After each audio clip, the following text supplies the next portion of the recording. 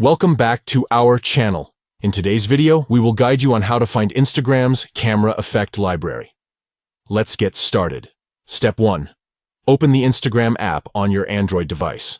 Step 2. Tap on the plus icon in the bottom to add a post, story, reel, or go live. Step 3. Swipe left through all the filter bubbles on the camera screen until you reach the last one. Step 4. Tap on the filter bubble with the magnifying glass to open the effect gallery. Step 5. Choose from the available effect options. Step 6. Select an effect and preview its capabilities. Step 7.